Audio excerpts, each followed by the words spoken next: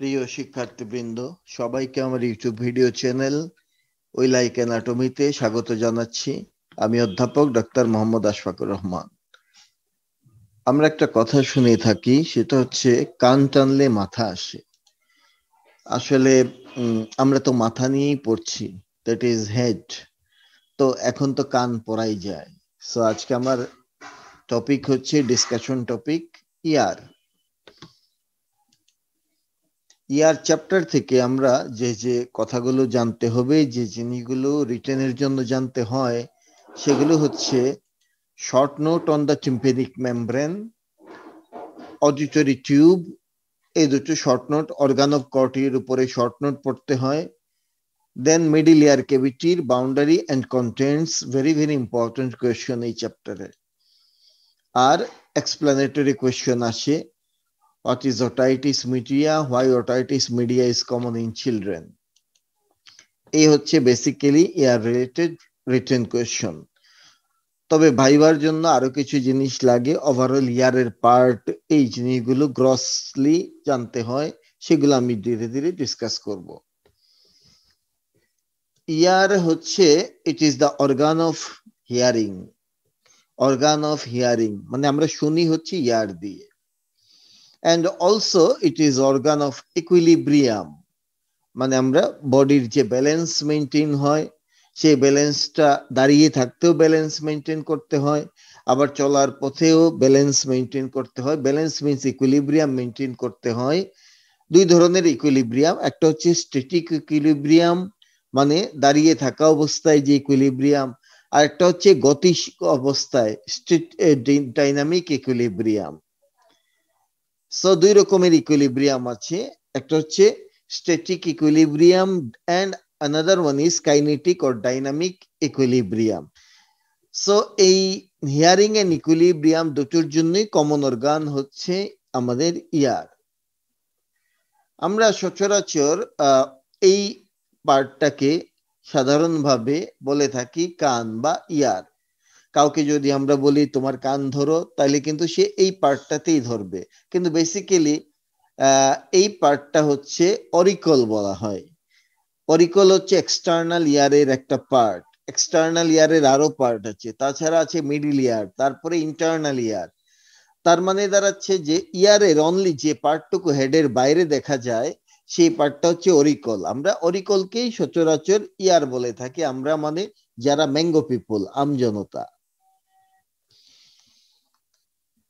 এখন ইয়ারের কাজ হচ্ছে হিয়ারিং এন্ড ইকুইলিব্রিয়ামে হেল্প করে, আর হিয়ারিং এবং ইকুইলিব্রিয়াম সেন্স ইয়ার থেকে ক্যারি করে নিয়ে যায় ভেস্টিবুলো ককলিয়ার নার্ভ, নিয়ে কোথায় যায়? সেরিব্রাল কর্টেক্সের অডিটরি এরিয়াতে। Auditory area of the cerebral কর্টেক্সে এই ইম্পালসটা নিয়ে যায়, তখনই আমরা আসলে শুনতে পাই। সুতরাং কেউ যদি বলে আমরা কান দিয়ে শুনি, একটু কথাটাতে একটু ঝামেলা আছে। কান দিয়ে আসলে শুনি না, রিয়েলি শুনি ব্রেন দিয়ে। কান হচ্ছে রিসিভিং অর্গান, সেই ইম্পালস নিয়ে ব্রেন পর্যন্ত না গেলে কান থেকে কোনো লাভ নাই, সে লোক কিন্তু শুনতে পাবে না। কারো অডিটরি এরিয়া ড্যামেজ হয়ে গেল, তার কান ঠিক আছে কিন্তু অডিটরি এরিয়া ড্যামেজ, সে কিন্তু শুনতে পাবে না। সুতরাং কান দিয়ে আমরা শুনি, এক সেন্সে কথা ঠিক, কিন্তু রিয়েলি ট্রু কথা হচ্ছে আমরা শুনি ব্রেন দিয়ে। যেমন আমরা কথা বলি ব্রেন দিয়ে, মুখ দিয়ে না। যেমন আমরা দেখি ব্রেন দিয়ে, ঠিক আছে? সবকিছু হচ্ছে ব্রেন কাজগুলো করে। তো এই ইয়ারের কি কি পার্ট আছে আমরা দেখি। ইয়ারের তিনটা পার্ট আছে। One is the external ear, then middle ear, external ইয়ারকে আউটার ইয়ার বলে, দেন মিডল ইয়ার, দেন হচ্ছে ইন্টারনাল ইয়ার বা ইনার ইয়ার। তিনটা পার্ট ইয়ারের। মিডল ইয়ারের আরেক নাম টিম্পেনিক ক্যাভিটি অর টিম্পেনাম। তো ইয়ারের যদি কোনো ইনফ্লামেশন হয় তাকে বলে otitis. Inflammation of ear is called otitis. যদি এই ইনফ্লামেশনটা এক্সটার্নাল ইয়ারে হয় তাকে বলে অটাইটিস এক্সটার্না। যদি মিডল ইয়ারে ইনফ্লামেশন হয় অটাইটিস মিডিয়া। যদি ইনার ইয়ারে ইনফ্লামেশন হয় অটাইটিস ইন্টারনা। ইনার ইয়ারের আরেকটা নাম হচ্ছে লেবিরিন্থ। এই জন্য ইনার ইয়ারে ইনফ্লামেশন হলে তাকে লেবেরিনথাইটিসও বলে, অটাইটিস ইন্টারনা অর লেবেরিনথাইটিস। প্রথমে যাচ্ছি আমরা এক্সটার্নাল ইয়ার সম্পর্কে। এক্সটার্নাল ইয়ার এক্সটেন্ড করে from oracle up to the tympanic membrane বা মিডল ইয়ার, তো সেভাবে বলা যায়। এক্সটার্নাল ইয়ার এক্সটেন্ড করে অরিকল থেকে টিম্পেনিক মেমব্রেন পর্যন্ত, দিস ইজ দ্য এক্সটার্নাল ইয়ার, বাংলায় বলে বহিকর্ণ। এই এক্সটার্নাল ইয়ারটা হচ্ছে পার্টলি বোনি, মানে কিছু অংশ তার বোন দিয়ে তৈরি, এন্ড পার্টলি কার্টিলিজিনাস, বাকি অংশ কার্টিলিজ দিয়ে তৈরি। এবং এই ইয়ারে যে কার্টিলিজ আছে all are elastic in nature, all are elastic cartilage. কিন্তু আমরা নোজে পেয়েছিলাম, নোজের কার্টিলিজ গুলো ছিল হায়ালিন কার্টিলিজ, কিন্তু ইয়ারের কার্টিলিজ কিন্তু ইলাস্টিক কার্টিলিজ, সব কার্টিলিজই। এবং এই ইয়ারটা কভার করা থাকে, এই যে auricle, this is covered by skin, and this is the external acoustic meatus, it is lined by skin. So এই বোন হোক কার্টিলিজ হোক, they are covered or lined by skin, skin দিয়ে কভার করা থাকে বা লাইন করা থাকে। এক্সটার্নাল ইয়ারের কাজ কি? এর অরিকল যে অংশটুকু, তার কাজ হচ্ছে reception of the sound, reception of the sound বা collection of sound from the air, air থেকে সে সাউন্ডকে কালেক্ট করে, এই হচ্ছে অরিকলের কাজ। আর এই যে এই পার্টটা এক্সটার্নাল অ্যাকুস্টিক মিটাস, তার কাজ হচ্ছে সে কন্ডাক্ট করে নিয়ে যায় এয়ারকে, it conduct air sound, it conduct sound not air, it conduct sound from the auricle to middle ear cavity or to tympanic membrane, whatever we like to say. So দুটো কাজ, একটা হচ্ছে অরিকল কি করে, এয়ারকে সাউন্ডকে সে রিসিভ করে বা collect করে from the air, and external acoustic meatus সেই সাউন্ডটাকে কন্ডাক্ট করে নিয়ে যায় মিডল ইয়ারের কাছে অর টিম্পেনিক মেমব্রেনের কাছে নিয়ে যায়। দুটো কাজ এক্সটার্নাল ইয়ারে, দুই পার্ট দুই কাজ।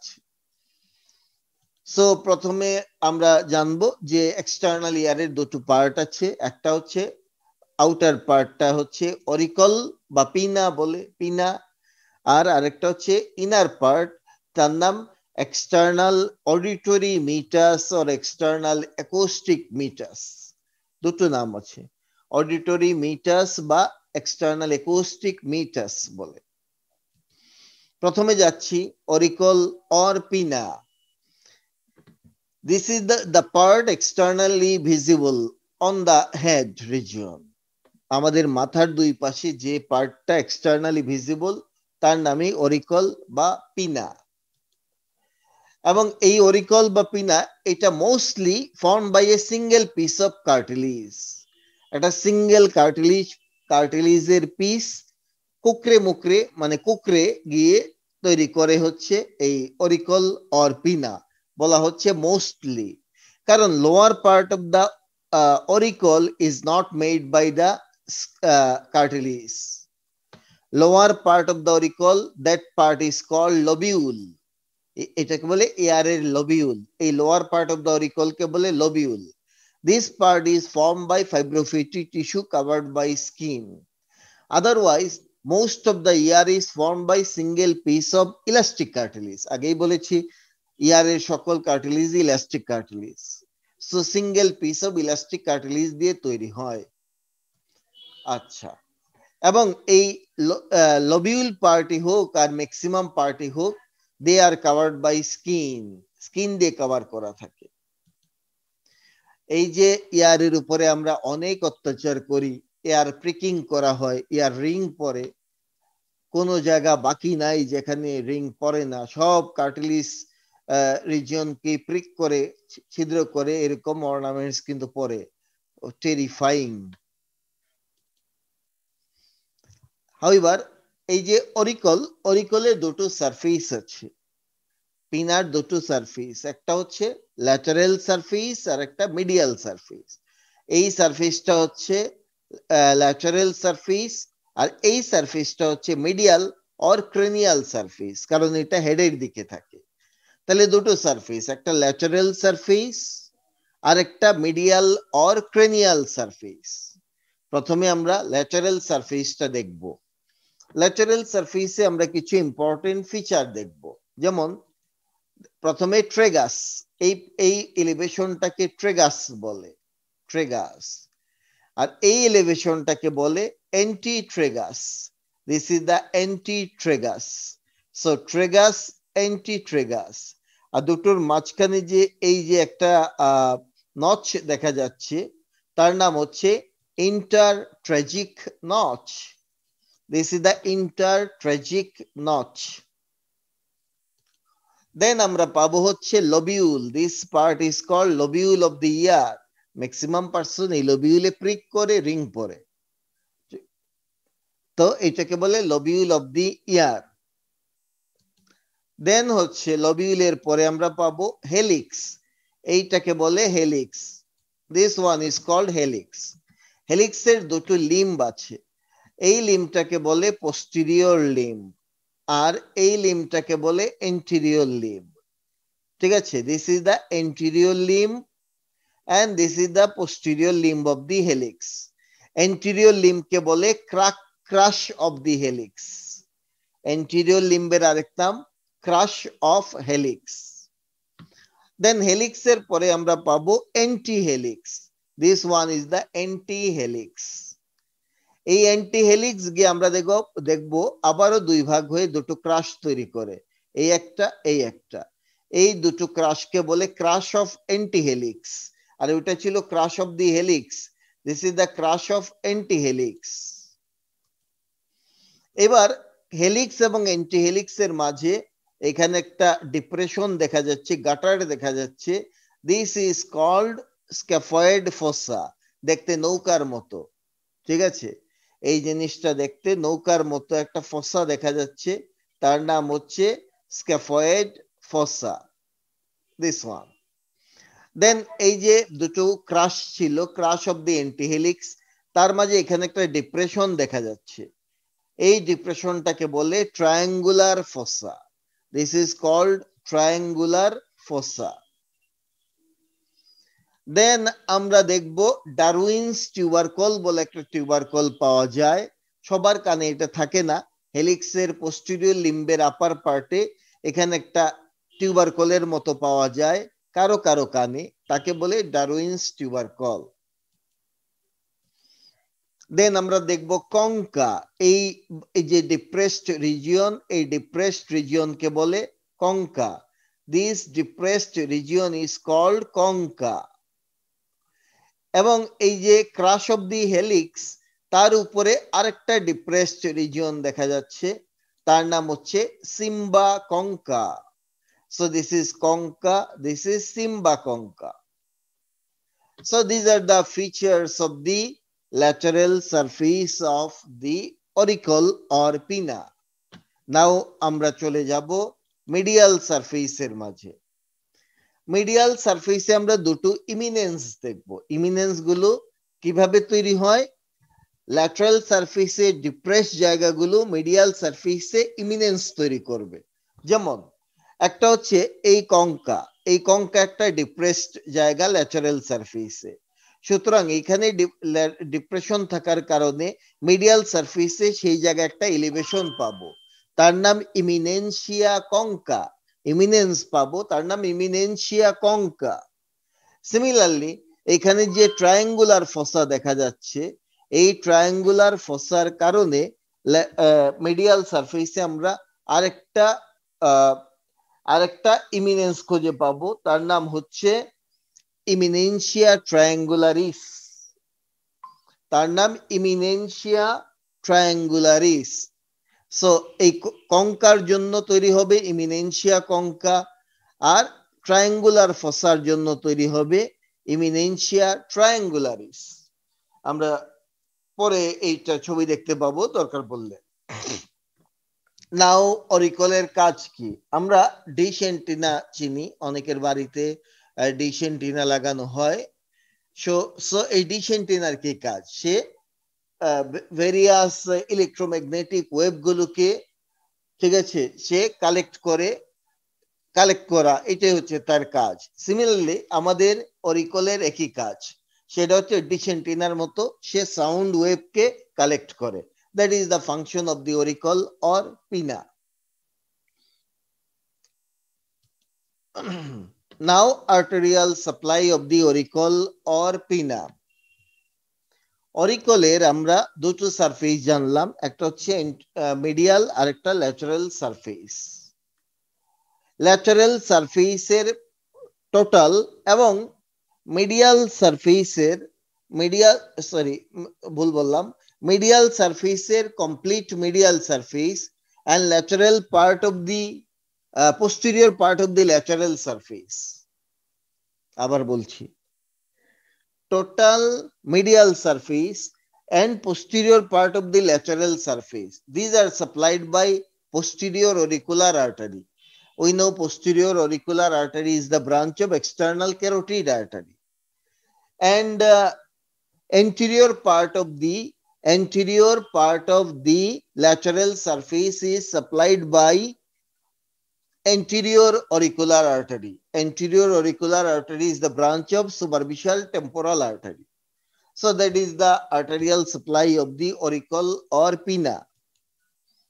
Now nerve supply. আবারও দুটো সারফেস আছে, একটা হচ্ছে medial lateral. Upper part of the medial surface, surface upper part, this is supplied by lesser occipital nerve, whereas lateral surface of the upper part is supplied by auriculotemporal nerve. Okay, and lower part, both surface supplied by great auricular nerve. Great auricular nerve.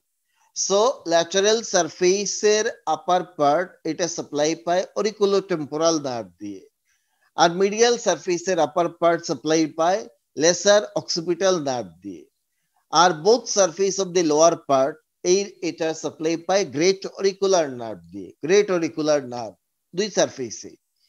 আর এই যে root of the ear, ear root এই এরিয়াটুকু supply পায় auricular branch of the vagus দিয়ে। auricular branch of vagus, root of the external ear, this is supplied by auricular branch of vagus nerve.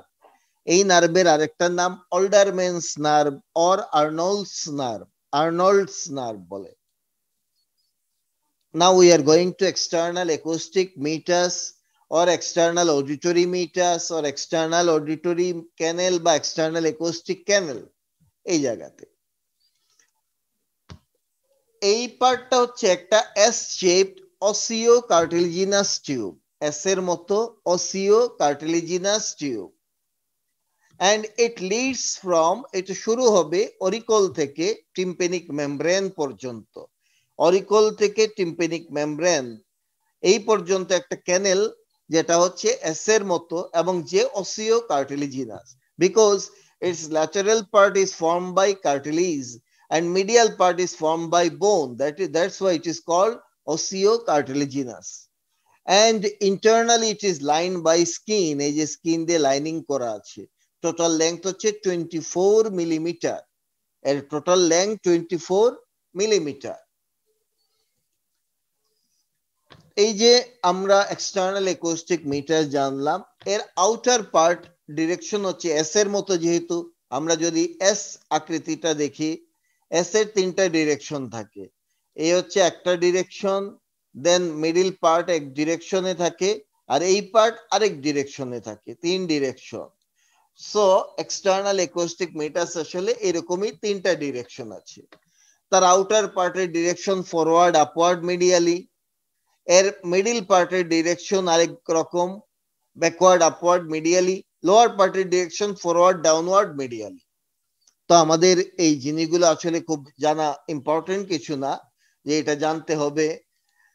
Main কথা হচ্ছে এখান থেকে যেটা বুঝতে হবে যে এক্সটার্নাল অ্যাকোস্টিক মিটার জিনিসটা এস এর মতো, এটা কোনো স্ট্রেট জিনিস না, এর এক এক জায়গাতে এক এক রকম ডিরেকশন আছে। এখন মনে করি আমার টিম্পেনিক মেমব্রেন আমি দেখতে চাই, টিম্পেনিক মেমব্রেন আমি দেখতে চাই, আমি আগে টিউবটা এঁকে নিচ্ছি। সাপোজ এরকম হচ্ছে এক্সটার্নাল অ্যাকোস্টিক মিটার, আমি একটা ডায়াগ্রামেটিক পিকচার জাস্ট আঁকলাম। Suppose this is the external acoustic মিটাস, এবং এই মিটাসের টার্মিনাল পার্টে এখানে আমরা টিম্প্যানিক মেমব্রেন বসে আছে। এখন আমি কি এদিক দিয়ে তাকালে টিম্প্যানিক মেমব্রেন দেখতে পাবো? পাবো না, কারণ টিউবটা তো এস এর মতো আঁকাবাঁকা। সুতরাং আমি কিন্তু এই টিম্প্যানিক মেমব্রেন দেখতে পাবো না, কিন্তু আমাকে টিম্প্যানিক মেমব্রেন দেখার ব্যবস্থা করতে হবে। সেই ক্ষেত্রে আমরা কি করব? আগে টিউবটাকে স্ট্রেইট করে নিতে হবে। স্ট্রেইট কিভাবে করব? স্ট্রেইট করতে গেলে আমাকে কান ধরে টানতে হবে। কান ধরে টানলেই টিউব ক্যানেলটা স্ট্রেইট হয়ে আসবে, তখনই আমি ইনার অ্যাসপেক্টটা দেখতে পাবো।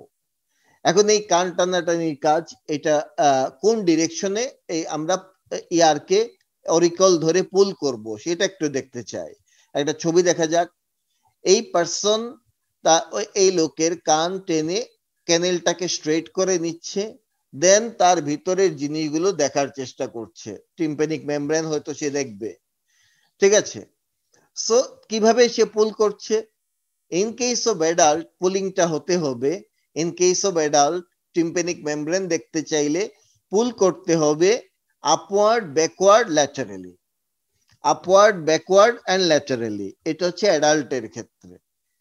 তাহলে আমাকে কিন্তু ক্লিনিক্যালি এইটুকুই জানতে হবে, কোন পার্টের ডিরেকশন কোন দিকে সেটা নাই জানলাম, কিন্তু আমাকে কানের টিম্প্যানিক মেমব্রেন দেখতে চাইলে এক্সটার্নাল অ্যাকোস্টিক মিটাসকে কোন ডিরেকশনে পুল করতে হবে সেটা কিন্তু জানতে হবে। This is very important for clinicians. তাহলে আমরা টানবো অ্যাডাল্টের ক্ষেত্রে upward, backward and laterally. But in case of the children, চিলড্রেনের বনি পার্ট ডেভেলপ হয় না, ডেভেলপ থাকে না। এই জন্য চিলড্রেনের ক্ষেত্রে আমরা টানবো ডাউনওয়ার্ড এন্ড ব্যাকওয়ার্ড। ব্যাকওয়ার্ড ডাউনওয়ার্ডে ইনফ্যান্টদেরকে বা চিলড্রেনদের টানবো। অ্যাডাল্টে আপওয়ার্ড, ব্যাকওয়ার্ড, ল্যাটারালি, কিন্তু চিলড্রেনে টানবো ডাউনওয়ার্ড এন্ড ব্যাকওয়ার্ড। তাহলেই আমরা অডিটরি টিউব এক্সটার্নাল অ্যাকোস্টিক মিটাসটা স্ট্রেট হয়ে আসবে, আমরা কিন্তু টিম্প্যানিক মেমব্রেন তখন দেখতে পাবো। এইটুকু কিন্তু সবাইকে খেয়াল রাখতে হবে। Now what are the parts of the external acoustic মিটাস? দুটো পার্ট আমাদের শুরুতেই বলেছিলাম, এটা একটা অসিও কার্টিলিজিনাস টিউব চ্যানেল বলছিলাম। সো একটা হচ্ছে বনি পার্ট আর একটা হবে কার্টিলিজিনাস পার্ট, দুটো পার্ট। আচ্ছা, কার্টিলিজিনাস পার্ট নিয়ে প্রথমে বলি। এই কার্টিলিজিনাস পার্টটা নামেই বোঝা যাচ্ছে কার্টিলিজ দিয়ে তৈরি, এবং আমি শুরুতেই বলে আসছি যে এই কার্টিলিজটা অবশ্যই ইলাস্টিক কার্টিলিজ। এক্সটার্নাল ইয়ারের সকল কার্টিলিজই ইলাস্টিক কার্টিলিজ, এবং এই কার্টিলিজিনাস পার্ট হচ্ছে outer 1/3, that is 8 millimeter, total যেহেতু 24, সো আউটার 1/3 হচ্ছে 8 millimeter হচ্ছে কার্টিলিজিনাস পার্ট। And এই কার্টিলিজ গুলো elastic type of cartilage. This part is covered with skin, and this skin possesses some hairs and some modified sweat gland. Modified sweat gland পাওয়া যায়, যাকে বলে সেরুমিনাস gland বা wax gland. তাহলে আমরা কি বুঝলাম? কার্টিলিজিনাস পার্টে লাইন করা থাকে স্কিন দিয়ে, এবং এই পার্টের স্কিনে আমরা হেয়ার পাবো আর মডিফাইড সোয়েট গ্ল্যান্ড পাবো, যার নাম সেরুমিনাস গ্ল্যান্ড বা ওয়াক্স গ্ল্যান্ড। এই ওয়াক্স গ্ল্যান্ড বা সেরুমিনাস গ্ল্যান্ড থেকে ওয়াক্স সিক্রেশন হয়, যার নাম সেরুমেন। সেরুমেন সিক্রেশন হয়। নাও চলে গেলাম বনি পার্টের মাঝে। এই হচ্ছে আমাদের বনি পার্ট। এটা বনি পার্ট হচ্ছে medial 2/3. Medial 2/3 of the external acoustic meatus is the bony part. Inner 2/3 বা medial 2/3, and 2/3 মানে 16 millimeter হচ্ছে বনি পার্ট। কোন বোন তৈরি করে? It is formed by tympanic plate of the tympanic bone, temporal bone. Temporal বোনের tympanic plate সাথে স্কোয়ামাস পার্ট হেল্প করে। Squamous part of the temporal bone আর tympanic plate of the temporal bone মিলে এই bony part of the external acoustic meatus form করে। And this part is also lined by skin. This part is also lined by skin, but there is no hair, no ceruminous gland. No hair. এই পার্টে কোনো hair থাকে না, কোনো সেরুমিনাস গ্ল্যান্ডও থাকে না। Hair এবং সেরুমিনাস গ্ল্যান্ড থাকে শুধু আউটার পার্টে, যে পার্ট কার্টিলিজ দিয়ে তৈরি। সেখানে পাবো। এখন এই এক্সটার্নাল অ্যাকোস্টিক মিটার্সের কাজ কি? কাজটা হচ্ছে শুরুতেই বলেছি, এটা সাউন্ড ওয়েভকে কন্ডাক্ট করে from auricle to the middle ear or from auricle to tympanic membrane, এই পর্যন্ত সাউন্ড ওয়েভকে ক্যারি করে নিয়ে যায়। That is the function. It conduct sound wave from auricle to the middle ear. এই হচ্ছে এক্সটার্নাল অ্যাকোস্টিক মিটার্সের ফাংশন। এর ব্লাড সাপ্লাই কি? আসলে অরিকল, এক্সটার্নাল অ্যাকোস্টিক মিটার, সেগুলো ব্লাড সাপ্লাই, নার্ভ সাপ্লাই খুব বেশি ইম্পর্টেন্ট কিছু না, তাও বলে যাচ্ছি। এর আউটার পার্টের ব্লাড সাপ্লাই দিবে হচ্ছে anterior auricular artery, which is branch of superficial temporal artery, and সাথে দিবে posterior auricular artery. So anterior auricular, posterior auricular দুটি সাপ্লাই দিবে হচ্ছে আউটার পার্টকে, অরিকলের পাশে যেটুকু। যেহেতু অরিকলেরও আর্টারিয়াল সাপ্লাই ছিল, এন্টেরিয়রের পোস্টেরিয়র অরিকুলার আর্টারি, সো অরিকলের পাশে যে আউটার পার্ট, সেই পার্টটুকুরও আর্টারিয়াল সাপ্লাই সেম হবে। কিন্তু inner part of the external acoustic meatus, এই পার্টের আর্টারিয়াল সাপ্লাই দিবে deep auricular artery. Deep auricular artery, it is the branch of maxillary artery. Now nerve supply. External acoustic মিটার্সের anterior part মানে interior ওয়ালের দিকে, this part is supplied by auriculotemporal nerve, whereas posterior part is supplied by auricular branch of vagus nerve. নাও আমরা জানবো, এটা একটা explanatory question আছে, why external ear infection is very painful. External ইয়ারে infection হলে কেন খুব পেইনফুল হয়? সিমিলারলি এক্সটার্নাল নোজেও যদি ইনফেকশন হয় তাও খুব পেইনফুল হয়, একই কারণ। সেটা হচ্ছে skin of the external ear is adherent and fixed to underlying bones and cartilages. External ইয়ারে যে স্কিনটা থাকে সেটা আন্ডারলাইং বোন বা কার্টিলেজের সাথে অ্যাডহেরেন্ট থাকে, ফিক্স থাকে। So any infection in the external ear allow little swelling. Adherent থাকার কারণে এই জায়গায় কি হয়, সোয়েলিং কম হয় কোনো ইনফেকশন হলে, বাট প্রফিউজ পেইন হবে, এই ডাইরেক্ট অ্যাডহেরেন্ট এবং ফিক্স থাকার কারণে। That is Y external year infection is very painful. এই ছবিতে আমরা দেখছি, এখানে একটা কার্টুন ক্যারেক্টার, সে কানে কাঠি দিয়ে বা কটন বার দিয়ে হয়তো মনের আনন্দে কান খোঁচাচ্ছে, কান চুলকাচ্ছে, এটা অনেক আনন্দ, মানে অনেক মজা পাচ্ছে সে। ওকে, এই যে সেরোমিনাস গ্ল্যান্ড বা ওয়াক্স গ্ল্যান্ড আমরা জেনেছি এক্সটার্নাল অ্যাকোস্টিক মিটার্সের আউটার পার্টে থাকে, স্কিনের মাঝে থাকে, এরা ওয়াক্স তৈরি করে। এই ওয়াক্সটা বেসিক্যালি প্রোটেক্টিভ, সে এক্সটার্নাল অ্যাকোস্টিক মিটার্সের স্কিনকে প্রোটেকশন দেয়, টিম্পেনিক মেমব্রেনের আউটার সারফেসকেও প্রোটেকশন দেয়। এই প্রোটেকশনের জন্যই এয়ার এর মাঝে এই সেরোমিনাস গ্ল্যান্ডটা আছে। এখন এক্সেসিভ যদি সেরোমিনাস গ্ল্যান্ড সিক্রেট করে তাহলে কি হয়, ওয়াক্সটা ধীরে ধীরে জমতে থাকে এবং কানের ভিতরে সে জমতে থাকে এক্সটার্নাল অ্যাকোস্টিক মিটার্সের মাঝে, জমে জমে আলটিমেটলি এইরকম হতে পারে যে যেটা হয় যে সে হিয়ারিং এ ডিফিকাল্টি তৈরি করবে, হিয়ারিং প্রবলেম তৈরি করবে। ঠিক আছে, যদি এক্সটার্নাল অ্যাকোস্টিক মিটার্সকে ব্লক করে ফেলে ওয়াক্স ইম্প্যাক্ট হয়ে, তখন কিন্তু আলটিমেটলি হিয়ারিং প্রবলেম ডেভেলপ করবে। এই ক্ষেত্রে কি করা হয়, নিয়ম হচ্ছে এই ক্ষেত্রে কোন প্রকার অয়েল দিতে হয় কানের মাঝে, অয়েল যেমন অলিভ অয়েল দেওয়া যায় বা সরিষার তেল দেওয়া যায়, দিয়ে যদি আমরা কানের মধ্যে ঢুকিয়ে দেই সেটা এই ওয়াক্সকে ধীরে ধীরে ডিসলভ করে ফেলবে, নরম করে ফেলবে। তারপরে তাকে চাইলে কটন বাড দিয়ে বের করে ফেলা যায়, অথবা আরো শক্তভাবে আটকে থাকলে ডক্টররা সিরিঞ্জিং করেন, সিরিঞ্জিং বাইরে থেকে ফ্লুইড ঢোকান, ফ্লুইড ধাক্কা দিয়ে ধীরে দিয়ে উল্টা পথে বের করে নিয়ে আসে, এটাকে বলে সিরিঞ্জিং। সো এয়ার ওয়াক্স এইভাবেই তৈরি হয়। অরিকুলার ব্রাঞ্চ অফ ভেগাস, এই নার্ভটা একটু আগে আমরা বলেছিলাম যে এই নার্ভটা সাপ্লাই দেয় হচ্ছে রুট অফ দি ইয়ার বা রুট অফ দি এক্সটার্নাল ইয়ারকে, এক্সটার্নাল অ্যাকোস্টিক মিটার্সকে সাপ্লাই দেয় এই নার্ভ। ঠিক আছে, posterior wall of the external acoustic মেটাসকে সাপ্লাই দেয়, এরকম সাপ্লাই আছে অরিকুলার ব্রাঞ্চ অফ ভেগাসের। এই ব্রাঞ্চ অফ দি এই নার্ভটার আরেক নাম হচ্ছে অল্ডারম্যানস নার্ভ বা আর্নল্ডস নার্ভ। আর্নল্ড হচ্ছে একজন অ্যানাটমিস্ট তার নামে, but who were Alderman's? Alderman কে? অল্ডারম্যান হচ্ছে প্রাচীনকালে রোমানদের সময়ে এক কিছু লোক ছিল যে লোকজন খাওয়া দাওয়া খুব পছন্দ করত, লাইক মি। এই লোকজন প্রচুর খাওয়া দাওয়া করত এবং মানুষজন তাদের খাওয়া দেখার জন্য তখন কিন্তু চারপাশে ঘিরে বসে থাকতো।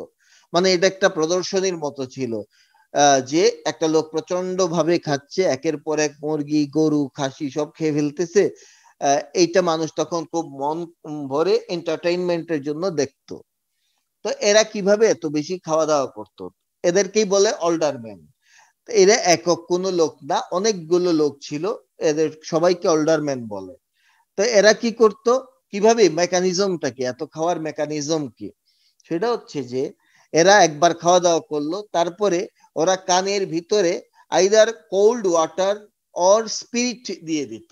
এই কোল্ড ওয়াটার বা স্পিরিট তখন অরিকুলার ব্রাঞ্চ অফ দি ভেগাসকে স্টিমুলেট করত, এবং auricular branch of the vagus তো ভেগাসেরই ব্রাঞ্চ, ভেগাস আবার সাপ্লাই দেয় স্টমাককে, স্টমাকের মাঝে এই ভেগাস গিয়ে পেরিস্টালসিস বাড়িয়ে দিত, আলটিমেটলি তার স্টমাক খালি করে ফেলতো।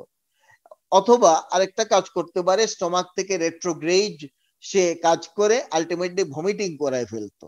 তার মানে কি, একবার একটা লোক কিছু একটা খেয়ে ফেললো, খাওয়ার পরেই সে কোল্ড ওয়াটার বা স্পিরিট কানের মাঝে দিয়ে দিত, এবং সেটা দিলে সেই vagus nerve, auricular branch of the ভেগাসের মধ্য দিয়ে ভেগাস নার্ভ স্টিমুলেটেড হয়, ভেগাস নার্ভ গিয়ে স্টমাককে সাপ্লাই দেয়, স্টমাকের পেরিস্টালসিস বেড়ে গিয়ে আইদার সে তার স্টমাক এমটি হয়ে যেত, অথবা তার ভমিটিং হয়ে স্টমাক খালি হয়ে যেত, দেন সে আবার খেতে বসতো। এই ছিল তার মেকানিজম। এই জন্য অরিকুলার ব্রাঞ্চ অফ দি ভেগাসকে বলে অল্ডারম্যানস নার্ভ।